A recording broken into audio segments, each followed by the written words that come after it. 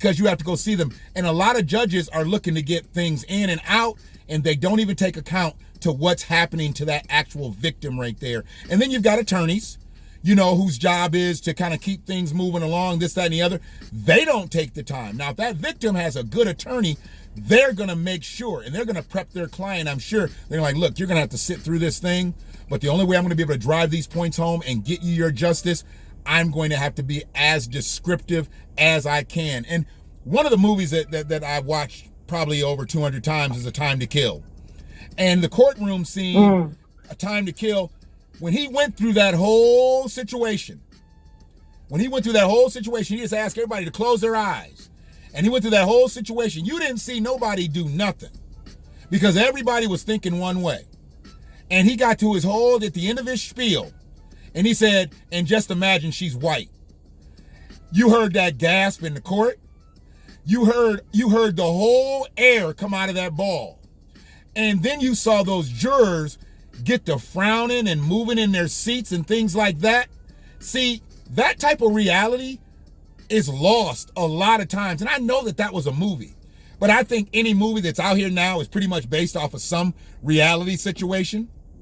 And I know that situation has been played out many a times where somebody did something to a man's daughter and the man took vigilante status and he did what he did and he had to stay in trial, whether it worked out that way or not.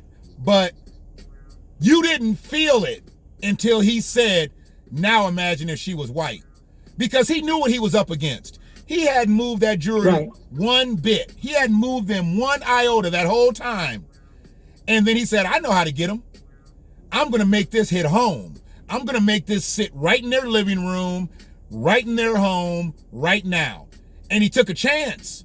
And like I said, I know it was a movie, but that's the reason I can watch that movie from front to back, hopefully with no commercials. I really can't do the movies with commercials when they need.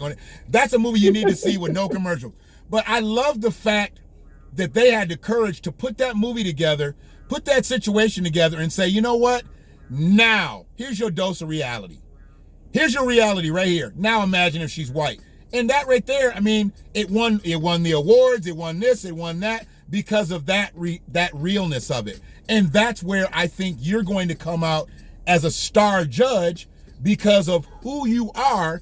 That makes you what you're going to do. But the way you're going to present things and allow nobody to come in your courtroom and be marginalized. There's already been a situation of marginalization or you wouldn't be having a court case. So your job is to even it out for everybody. The person that did the wrong, they've got to pay for that. The person that was wrong, they've got to get justice. And you've got to make sure that everybody's not going to be kumbaya when they go out the courtroom, but you've got to make sure that both situations get taken care of amicably, and then you can get on to your next case and you're not thinking about that, and it's not biting you, and it's not, because I know a lot of judges, frankly, who drink. And I think a lot of the alcoholism comes from they got a lot of stuff on their conscience because they didn't do the right things by a lot of people. And I grew up, my aunt worked for 15th District, and she was around judges all my life. And Michigan football Saturdays, she might be partying with 3-4 judges. You don't know they judges because they don't have the big robes on and they're not in court. But I heard so many conversations through the years and I met so many different people through the years. And I know these people are guilt-ridden with a lot of things that I know sometimes if they just had that little bit of plain Erane in them, they might have did different. They might have tried that case differently or looked at the situation differently and not left so many victims feeling victimized and not left so many, culprits or assailants or basically the defendants. They wouldn't have let those people go. I mean, they would have looked at those things and been like, you know what, we need real justice here and we've got to play this way versus just trying to push it on and get to the next manila folder. So I appreciate you for being that person, and being who you are there. Now, I got to be honest with you. I wanted to ask you those set of questions, but that was really all the preliminary stuff. Now I got some real questions I need to ask you. So I need you to brace yourself for these real questions, Plain Erane. I just need you to brace yourself, and then we can conclude with this dose of the BlackWatch because and here's the thing too. This is my 50th dose. I've done a couple clips since my 49th dose, but I said I wanted my 50th dose to be monumental. So I didn't even name my last 2 clips a dose. I just did them as generic clips, and they were general in talking about this election. It looks like it just got over a couple hours ago. Seems like a couple years has been going on, but it just got over a couple hours ago. And Joe Biden has been projected the winner and whatnot.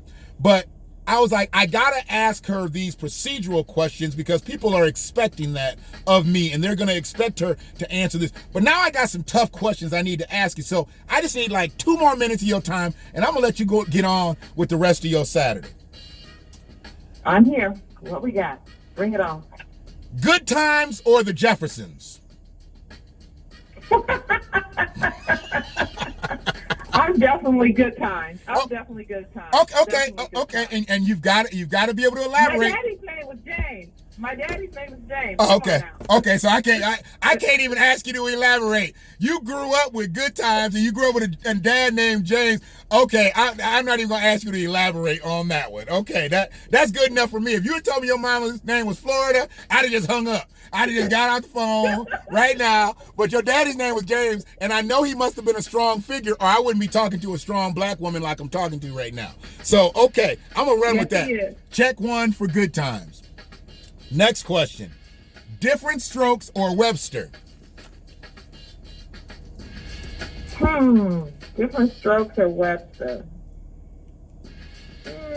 I think I might have to go with Different Strokes. Okay. Because when I came along, Ty Bridges was the thing. I was his age. He was cute. Oh, and I knew it wasn't gonna be Gary Coleman, but I forgot that was your demographic. So here's the thing. So you had the Jet magazines and the Right On magazines and the Ebony's, all with Todd Bridges pictures cut out and all that stuff. Okay, I get it. Okay, so Todd Bridges and I know that I'm a little bit younger, but Janet Jackson. I love Charlene. I hated Willis for dating Charlene. I'm like, what you doing with Charlene? I liked her when she was Penny, but I like her more as Charlene. So I went from Good Times to Different Strokes, and I just kept following Janet all the way through her career. I've been stalking Janet my whole life. Okay, so Todd Bridges is my Facebook friend right now. Are you serious? Yeah. Now, is he active? Is he active on Facebook? He's doing a little. He's on there. You know what? I'm going to be honest. I have a lot of friends on Facebook, so I don't really pay much attention anymore. I got it. But for some reason, he came up the other day, and I went to check him out. So he's still on there, and he's still active. Okay. So, okay. Yeah. Well, and because of the geographics, I mean, if you had been out west, you might have been his attorney at one time. I know Todd might have called you back in the day, if he had needed some help, because he had did a few things back in the day. He might have called. He's like, I need to call Plain Erane and see what she can do for me, because Todd did some things back in his younger years. He's probably calmed down now. Yeah. He's probably calmed down, but it's so crazy because, and unfortunately, Brother Gary's not here and Sister Dana's not here. But could you see him being the lone survivor of those 3? I thought he was going to be like off the rails and we would just hear about him one day and it was over, But he is actually the survivor of those 3. And it's just, God bless him, and it looks like he might have got his life turned around. I heard about some smaller projects he was trying to do, and I don't know if it ever materialized. Yeah.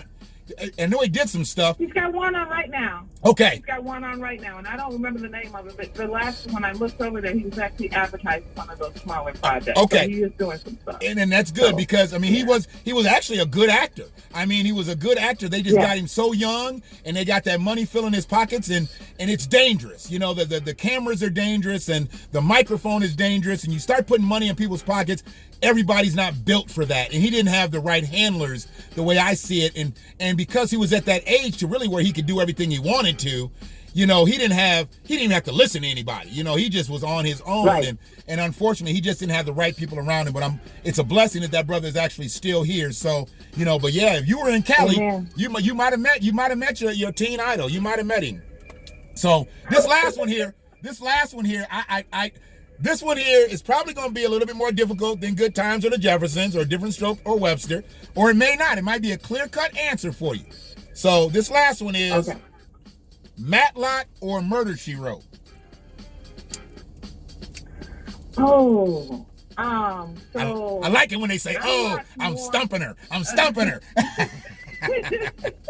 Because I like them both, but honestly, I watched more Murder, She Wrote. Okay. Just because I thought it was a little bit deeper for me. Okay. It seemed more realistic, but I don't really, I haven't analyzed it in a long time. Sure. But I'm going to go with Murder, She Wrote because I think I watched every one of those episodes, so it had to be my best one. Okay. Because I watched all of them. Okay. Not with Matlock though. Yeah, and see, the thing is, I'm on the opposite end of that. I am Matlock. Probably I was a huge Andy Griffith fan. Griffith fan. And I watched Hee Haw and all that stuff back in the day. So I saw a lot of them characters that played on Matlock, played on Andy Griffith, played on Hee Haw, and they played my grandmother, she was country as a collard green. And every Saturday night, we watched Hee Haw every Saturday night. We watched Andy Griffith. We watched all them old black and white shows. And it was so funny. Now, those are my shows. Yeah, I love those shows. And I grew up watching Matlock. My mother watched Murder, She Wrote. She loved Murder, She Wrote was on, what we know as Channel 2 back in the day. It was, CBS or whatever back in the day. And she watched that. And there was another show that backed up to Murder, She Wrote. She watched both of them right in a row. And I was so thankful. Was it Moonlighting? Was it Moonlighting? Moonlighting was on ABC. That was Bruce Willis. That was ABC. Murder, She Wrote was a CBS show, and it was the show with the eye. What was the other show? What was the show that backed up to Murder, She Wrote? Whatever it was, you didn't bother her for those 2 hours. You would have got cussed out. You would have got cussed out if you bothered her during those 2 hours. And yeah, even if she did something and she taped it, when you went back and bothered her while she was watching it on tape, she would have cussed you out. So it wasn't even fair. I'm like, Mom, you can pause it. And she's like, I can pause you.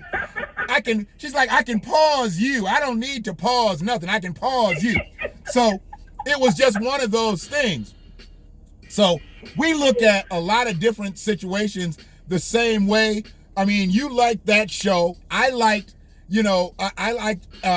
Matlock because Ben Matlock, he was quirky, he was goofy, and obviously there was some far-fetched ways that Ben solved cases and all that. But my biggest thing was, he always had a brother with him. He had Conrad, and then he had the other cat. The other cat was a legendary black actor, Ken C. Davis, I think is his name, and he spelled his name, it was like Kene. And he was on a lot of 70s shows. You remember him? He had the part on the side. He was Yeah, he still has. Did he pass recently? I don't know if he passed or not. I need to check that out because he played in a lot of stuff back in the 70s and 80s, and I loved him as an actor because he was the afro, right, with the part. Yes. Yeah. And Conrad was more of a generic guy.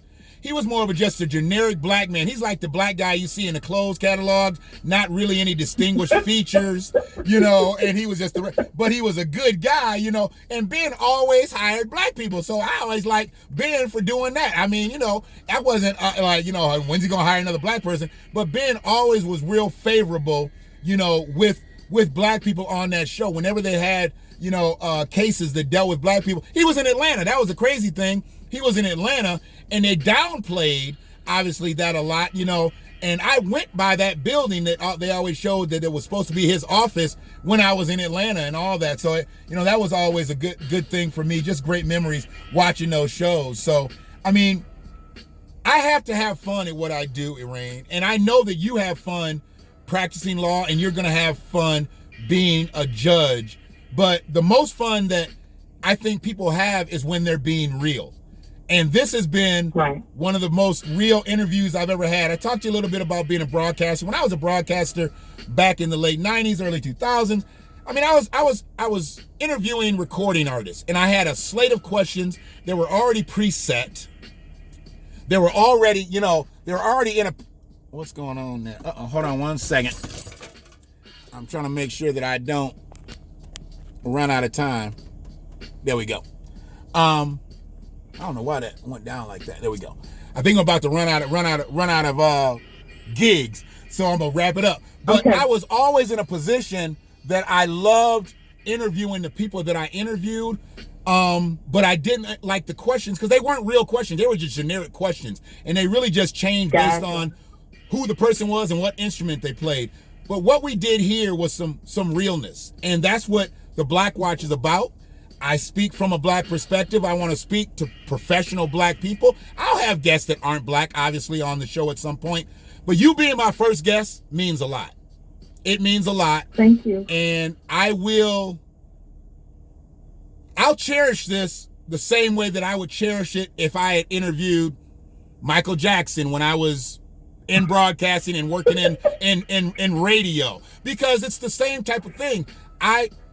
You're at the highest of the heights that I know. Michael was at the highest of the heights. Prince was at the highest of the heights. You know, those type of people. You're at the highest of the heights of what I know as far as the judicial system, and I want to be on the right side of playing Erane. I don't ever want to have to stand in front of you. I don't ever want to have to come have a case deal with you. I would love to be on this side and be able to do what we've done here. But when is your first date? That's what I meant to ask you. When is your first date on the bench? January 1st. Oh, you start right on New Year's Day. Now, you gonna start right on New Year's Day, or will it be like the next day? Well, you don't start. I mean, that's when I technically become the judge. Because Okay. Right now I'm just judge-elect. But I don't actually know when my first day is. I think I still have to work that piece out. Okay. Like the first day I take the bench, I don't know yet. I got you. So when we find that out, I'm sure we'll converse between now and then. I want to make sure that everybody celebrates your first day of sitting down on that bench, and you'll never be playing Erane to me, but I won't call you Your Honor. I won't embarrass you in public when I do meet you and see you out here. But the reverence is there. Just please know that. And I appreciate you. Thank you. I appreciate you, and you get on with the rest of your day. And I look forward to everybody catching the information that you gave out, and we'll have follow-up to it, I'm sure, and people will put comments out there, and I'll let them know that you're just as easy to talk to off air as you are on air. So don't be afraid when you have to go to 14B. Thank you. I appreciate that. Not a problem. And thank you, really. Have a great day. You too. I appreciate you. Thank you. All right. Bye-bye. Bye-bye. So yeah, man. I think I'm about to lose my feed here. Running out of gig space, looks like. But 14B District Court Judge Erane Washington starts right after the new year. And her journey from the beginning to now, there's been a lot of things that have happened in the middle.